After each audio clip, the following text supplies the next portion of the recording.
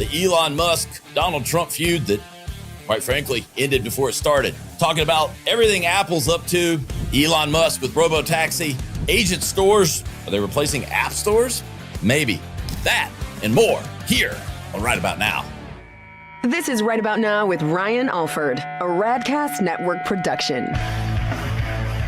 We are the #1 business show on the planet with over 1 million downloads a month. Taking the BS out of business for over 6 years and over 400 episodes.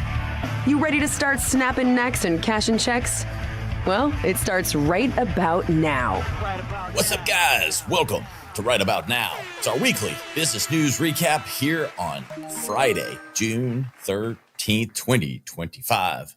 I am Ryan Alford, your host. If this is your first time joining, welcome to the show here in our lovely studios in Greenville, South Carolina, the home of Right About Now, Radical, and the Radcast Network, the fastest growing independent network in the country.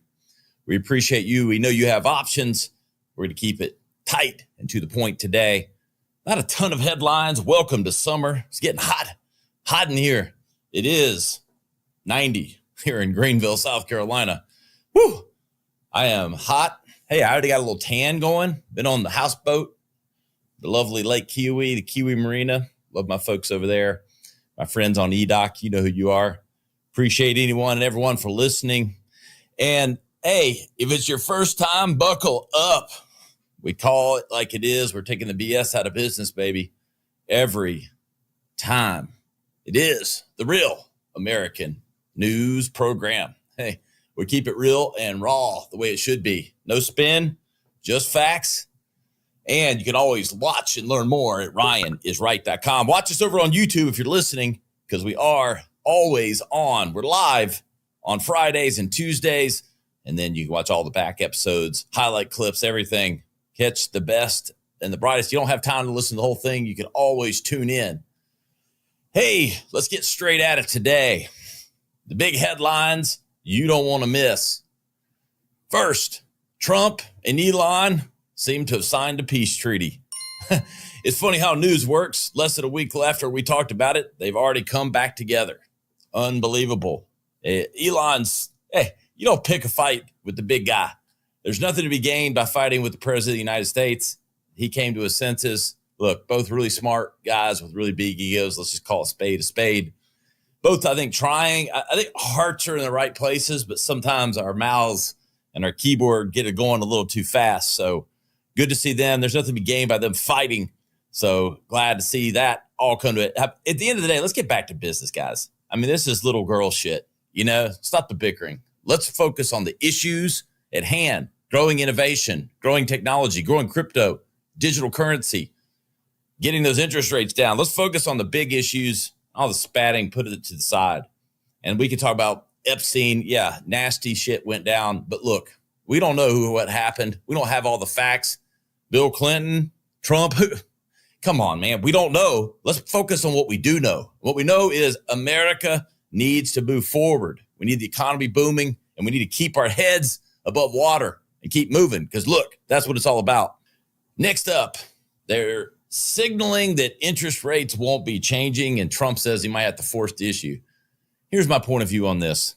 And I know there's a lot of, economic data on either side of this story, but here's what I do know. When the housing market gets rolling, this economy booms.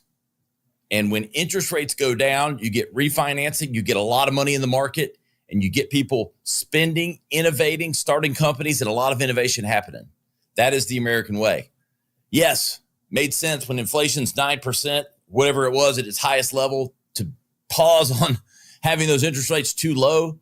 But we're not at that point anymore. Inflation data has been good. It's time to lower the interest rates. We need cash in the market. We need people spending on innovation, ideas, new businesses, technology, AI, and buying and selling homes. What gets the movement happening in this economy, that's what we need.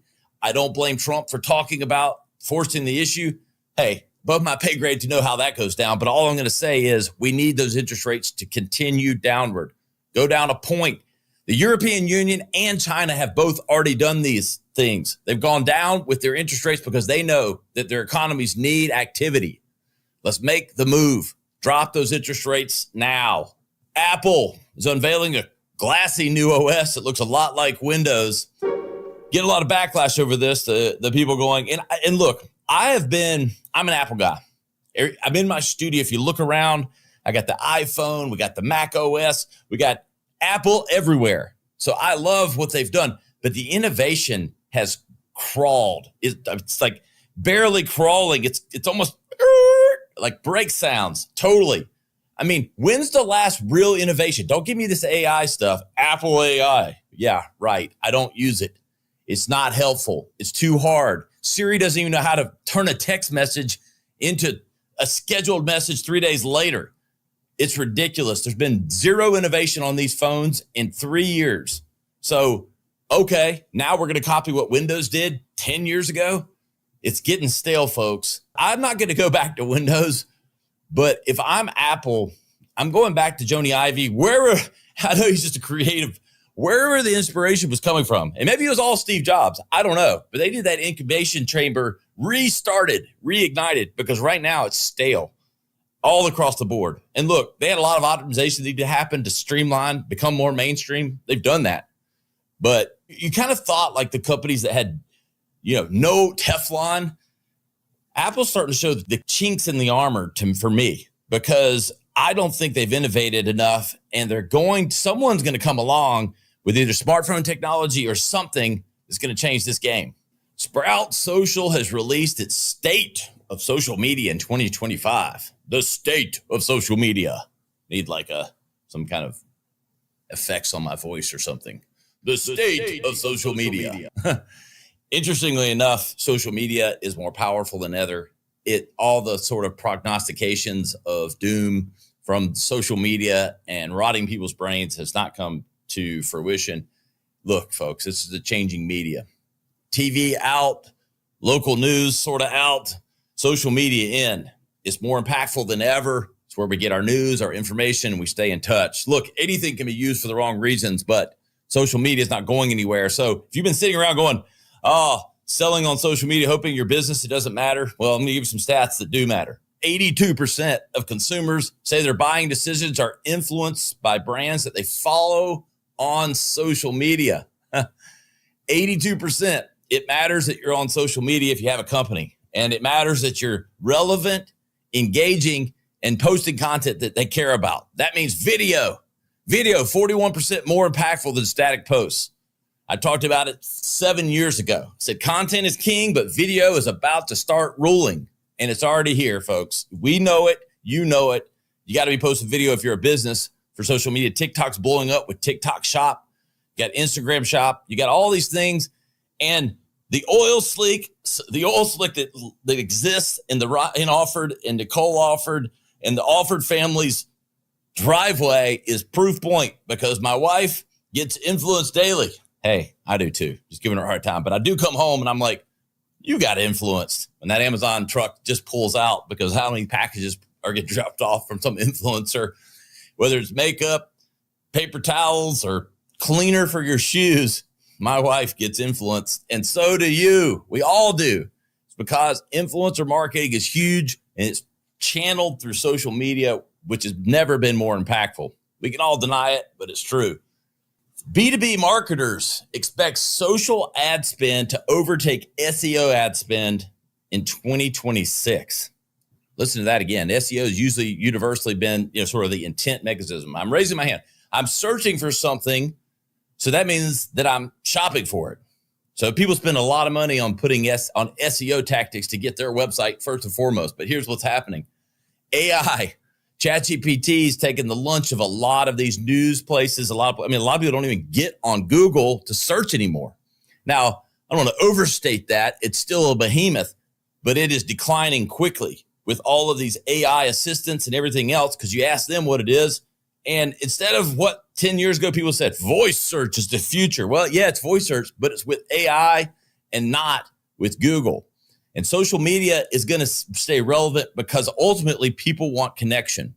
The robots may do all the work, but people are going to want to stay connected, know what others are doing, learn, share, edutainment, all those things will still happen on social media. Speaking of AI, OpenAI is launching the agent store with custom GPTs.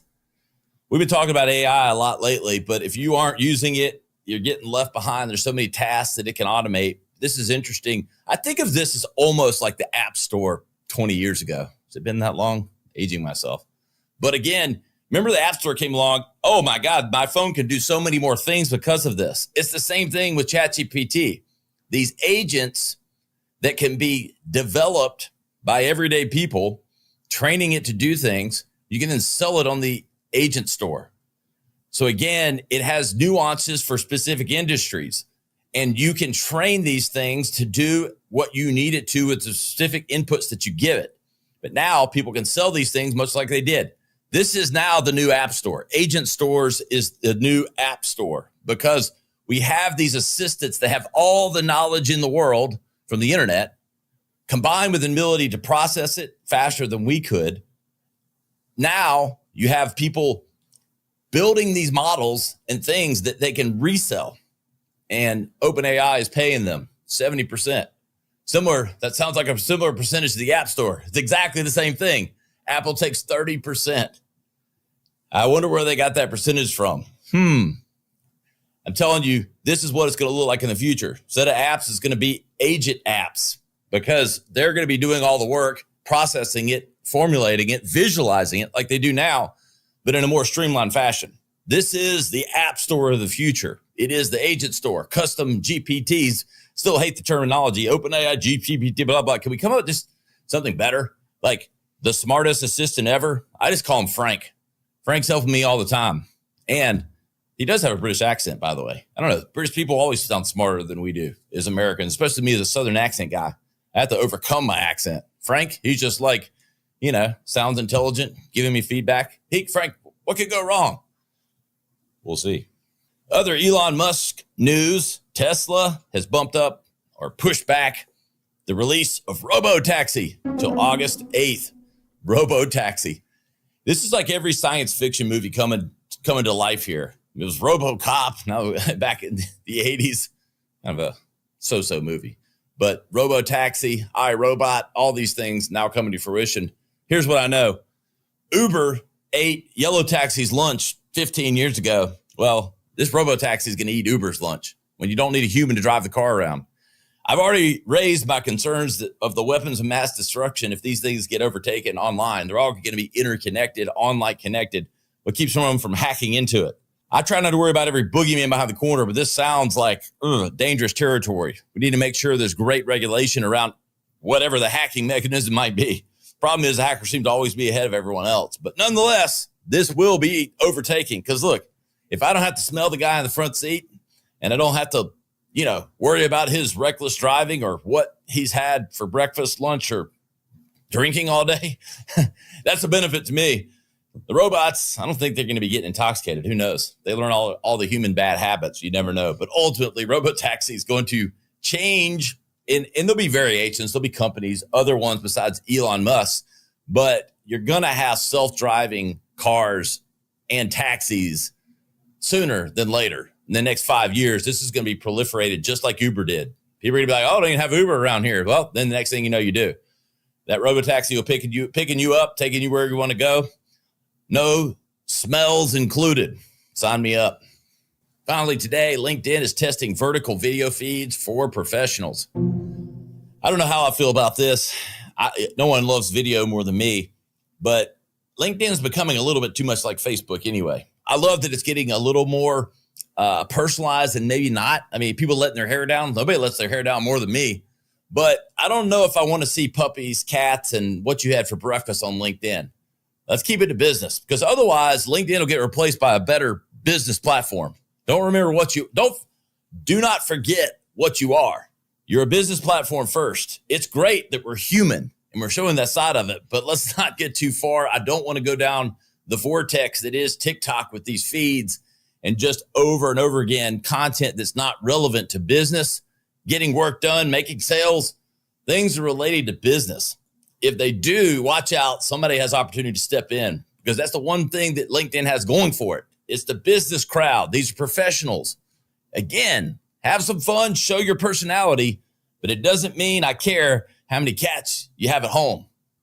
We'll see. See if it hits your feed. We appreciate everyone out there for listening. You can go to ryanisright.com for highlight clips, all the old legacy episode, 500 episodes and counting here at our studios in Greenville, South Carolina at my place, Social House. Come check us out, the Studio Lounge right here in downtown Greenville, our home. We appreciate you for making us number one. We'll see you next time on Right About Now. This has been Right About Now with Ryan Alford, a Radcast Network production. Visit ryanisright.com for full audio and video versions of the show or to inquire about sponsorship opportunities. Thanks for listening.